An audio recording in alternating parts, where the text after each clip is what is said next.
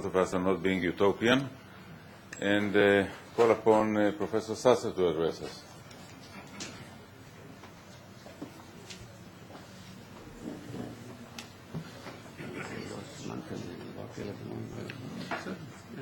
Thank you, Itamar.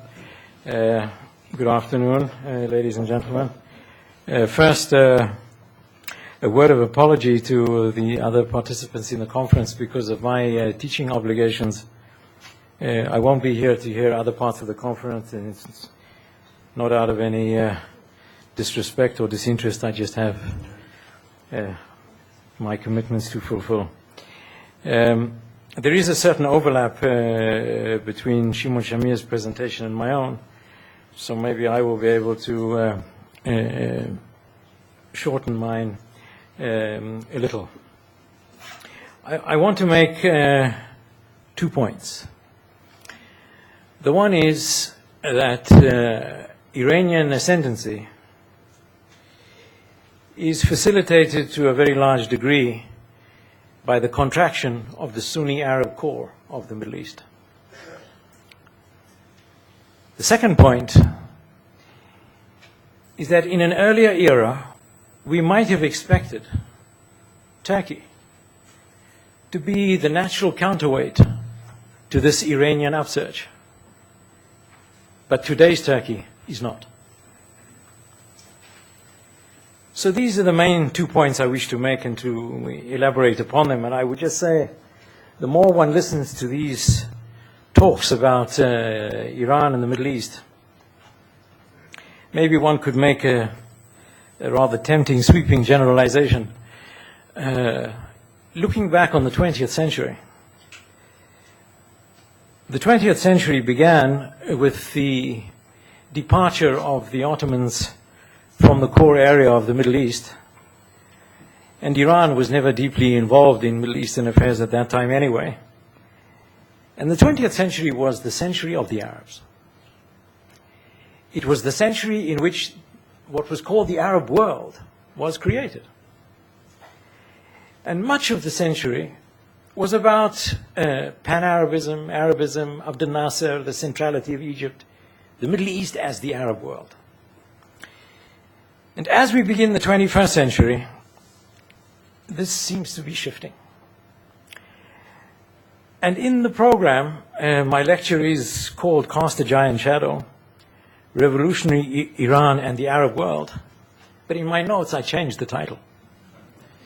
And it's Cast a Giant Shadow, Revolutionary Iran and the Arabs. Because I think the word Arab world, as I've said on previous occasions, is slightly outdated. Politically, there isn't a functioning Arab world anymore. There are many Arab states. And there are very many Arab players and some important Arab players, obviously. But the Arab world as some functioning unison is not really there as a political factor. There was a time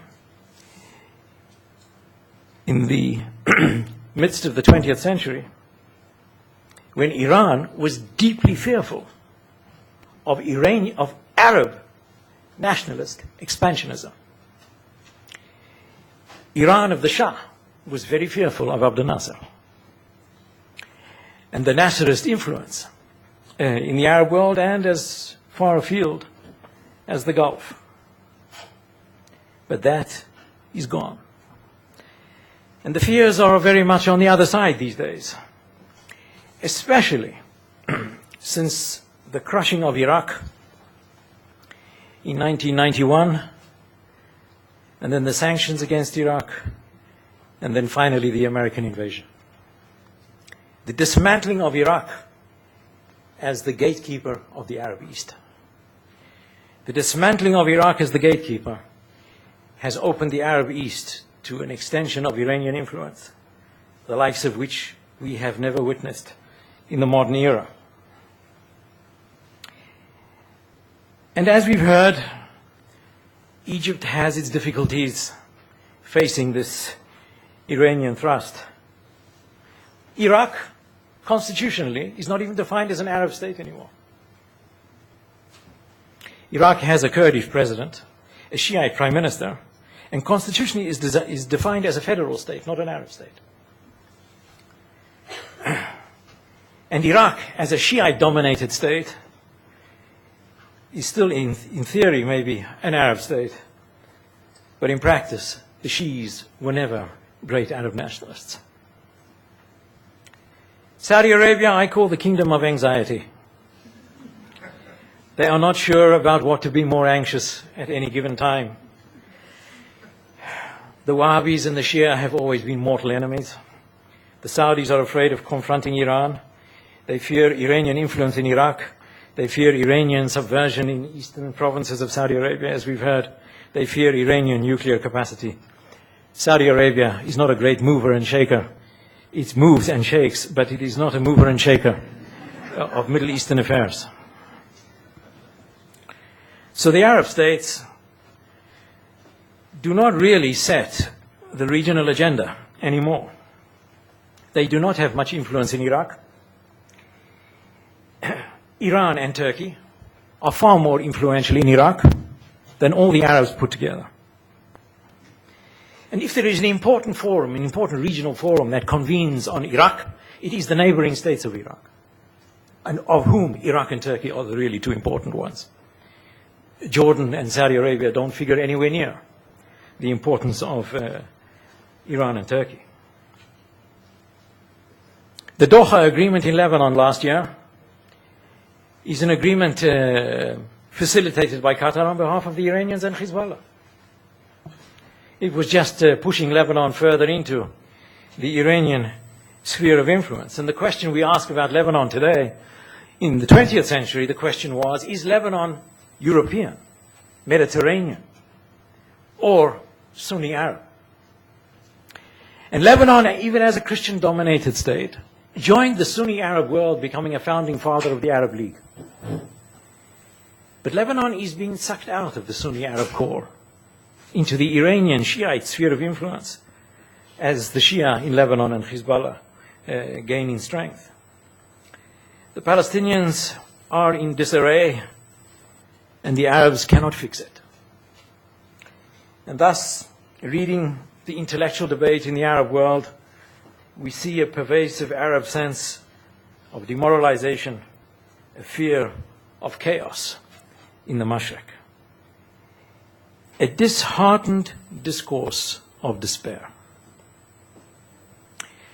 Arab solidarity is to a large degree a media phenomenon, not a political phenomenon of great value. It's Al Jazeera, partly as this vehicle of Arab solidarity, but also partly the vehicle of Muqawama and Iranian influence. So in this Middle East of the shrinking Sunni Arab core, we have the ascendance of the non-Arab states of the region, Iran and Turkey, and also to a lesser degree, Israel. But I don't think Israel is quite in the same league as Iran and Turkey in terms of size and regional weight and regional reach. First, Iran. It's King Abdullah who first spoke, King Abdullah of Jordan, who first spoke of the so-called Shiite crescent. And many said this is an exaggeration, there is not a Shiite crescent. The Arabs speak with anxiety about tafris, Persianization, tashayyu, Shiization. This is also an exaggeration. There is no Shiite crescent, and the Middle East is not about to be Persianized or Shiized. But the Iranians do have far more influence in the Arab East than they have ever had in the modern era.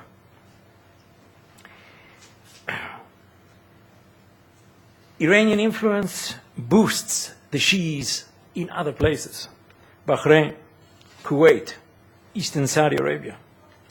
As I said, Iran and Turkey are those who are really influential in Iraq. Iran is not about to take over Iraq. Even though the Shiite majority are in charge of Iraq and control Iraq, Iran is not about to take over Iraq. The Shia of Iraq are actually those who tend to see themselves as the standard bearers of the Iraqi independent state. never being great pan-Arabists, as I mentioned. But Iran does have an impressive web of connections with the various Shiite forces in Iraq and with some Sunnis and Kurds too. The US has difficulties in Iraq of which we are all aware. This gives Iran leverage over the US in the forthcoming engagement, whatever it may be. The Iranians have leverage over the US to the extent that, personally, I think it will be extremely difficult for the United States to work out an exit strategy from Iraq without Iranian compliance. And the Iranians have influence in other places too. Iran is not just the superior power in the Persian Gulf. Iran, in an absolutely stunning development, is a Mediterranean power. A stable alliance with Syria. Hezbollah as an extension of Iran, as we have heard, and Hamas closely related to Iran as well, to the extent that the Egyptians speak of Gaza as being a border with Iran. Not to mention Iran's missile and nuclear programs. Arab analysts, years ago, in the early 90s, spoke about the possibility of other Middle Eastern powers acquiring nuclear capability, not so much as a security issue, but as an indication of a quest for regional status and hegemony. Therefore, from the Arab point of view, Iranian nuclear capability is not so much a threat to Egypt or to other countries in terms of nuclear weapons, but of Iranian hegemonic design.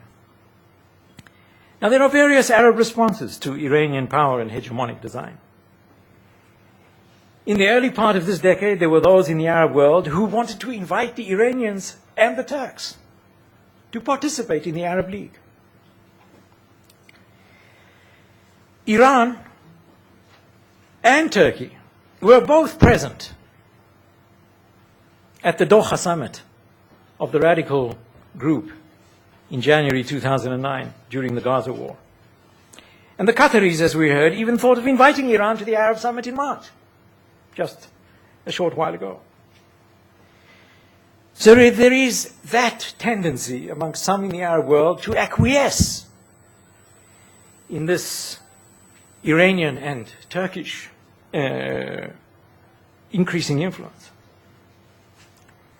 But some Arab leaders, notably King Abdullah of Jordan and President Mubarak of Egypt, who have gone on record publicly registering their anxiety and disapproval of this Iranian thrust.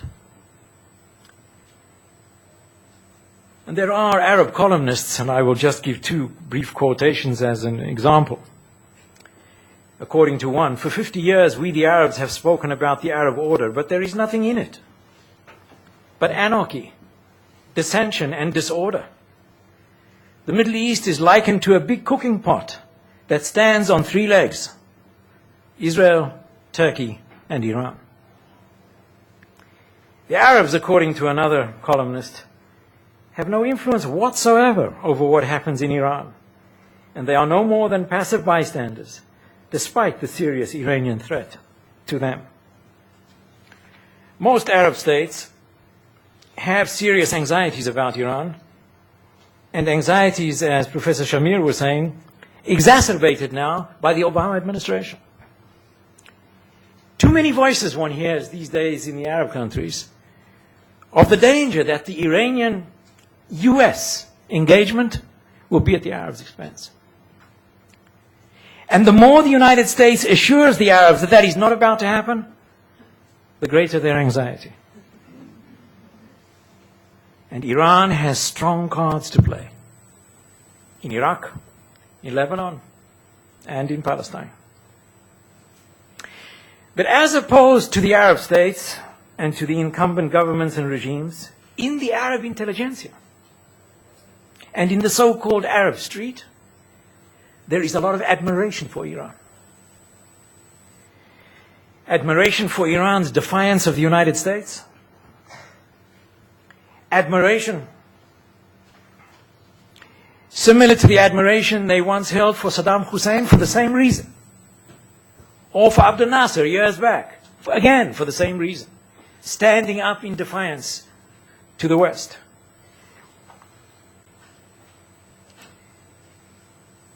And as I said in my opening remark, in an earlier era, one might have expected Republican Turkey to be the absolute antithesis of this resurgent Iran. But Turkey of the AKP is not. Neither politically, nor in the sphere of ideas. Turkey under the AKP is in the throes of a historical transformation. And it is not the ultra-secularist Republican model of emulation it once was for the Arabs. The Arabs in the 1930s and 1940s used to look to Turkey as the example of the secular model of Westernization. That is no longer true. But Turkey, for other reasons, is becoming also a greater Middle Eastern player, not only because of the rise of a former Islamist party or a party with Islamist roots to power in Turkey, but the fact that Turkey's chances of joining the EU seem to be fading. For many in Europe, the cultural borders of Europe stop at the gates of Turkey. And one reads in some Turkish journals about Euroscepticism being at an all-time high these days in Turkey. The Middle East, on the other hand, is next door to Turkey and breathing down Turkey's neck. Iraq is far more strategically consequential to Turkey than what may happen in Holland or Germany, for that matter. The Islamic hinterland, according to the present Foreign Minister of Turkey, Mr. Davutoglu, the Islamic hinterland is Turkey's strategic depth, looking for the direct involvement of Turkey's soft power. And it is Turkey that is to maintain stability, seeking to maintain stability in this emergent Arab vacuum. Arabs and Turks resort to neo-Ottoman imagery in the face of this general Arab ineffectiveness. The Turks and the Arab nationalists used to be enemies. Turkish nationalism spoke of the Arabs stabbing in the back of the Turks in the First World War. And Arab nationalism spoke of the rule of the Ottoman yoke.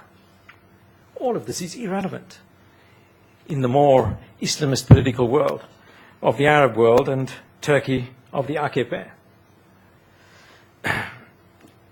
In the early 1990s, an Arab commentator spoke with trepidation of the possibility of a non-Arab regional system, including peripheral non-Arab states such as Israel, Turkey, and Iran, in which the core Arab states would run the risk of geostrategic siege. Well, we are there already. This is where we are. And in this geostrategic siege, Turkey, which for some of the Arabs is the Sunni bloc or counterweight to Iran, Turkey is not in the anti-Iranian camp.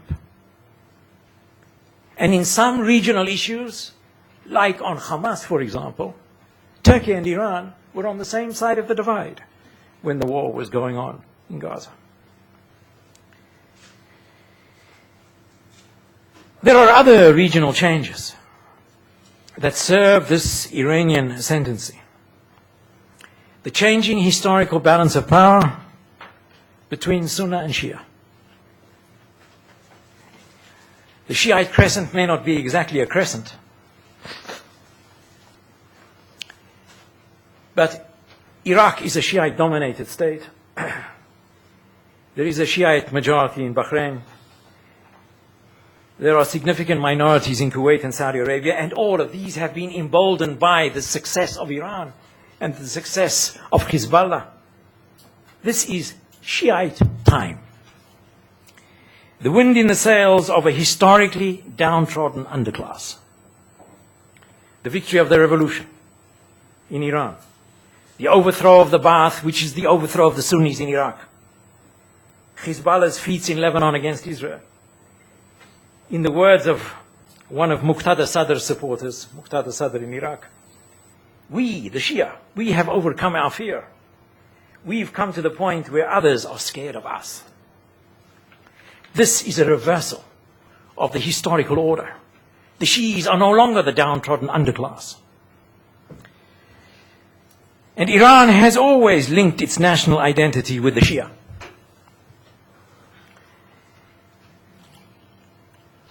And as a result, these two serve to support each other. Iran emboldening the Shia, and the emboldening of the Shia as a potentially subversive vehicle for Iran in the neighborhood. Lastly, the sphere of ideas. The retreat of Arabism and the rise of Iran also means the retreat of secular politics. Arabism was a vehicle for the secularization of politics amongst the Arabs. Arab nationalism, nationalism as a whole, is a secular idea, speaking of the sovereignty of man rather than the sovereignty of God. And the retreat of Arabism also means the retreat of secular politics. An Iranian ascendancy as the Sunni Arab core retreats. Iranian ascendancy offers an alternative religious inspiration to secular politics, and a religious alternative to secular politics. Hamas is a very good example. I think those who argue that Abu Mazen is weak and thus Hamas has gained supremacy or ascendancy in Palestinian politics, I think they're missing the point. The point is not so much that Abu Mazen is weak. The point is that Palestinian secular nationalism is in decline, which is a lot more serious than Abu Mazen being weak and Fatah being corrupt. In the not too distant past, the Arab states were divided, just as they are divided now. But then, in the old days, the divisions at one time were dynastic. One group of monarchies against another group of monarchies. And then it was the progressive revolutionaries against the reactionaries. But now it's Sunnis against Shiites. It's back to the sectarian, religious binary. Not dynastic and not progressive revolutionary versus the reactionaries. Not pro-Soviets against pro-Americans. And in this kind of religious politics, revolutionary Iran's regional influence is a great source of inspiration and encouragement to the Islamists and not to the regimes who are in power struggling against the Islamists. For decades, the Republic of Turkey and the movement of Pan-Arabism were the sources of inspiration and the political platforms for the promotion and the advancement of secular politics. But Turkey has changed course. Pan-Arabism has become politically irrelevant. And the secularizing Pahlavi dynasty in Iran was overthrown more than 30 years ago. The Islamic Republic of Iran has become an alternative revolutionary source of inspiration. Iran is stepping into the void that has been left in the wake of Arab lethargy and disarray. And Iran does so by projecting its Iranianness, its Shiism, and its Islamic radicalism. And the Arab Sunni core has no answer. Thank you.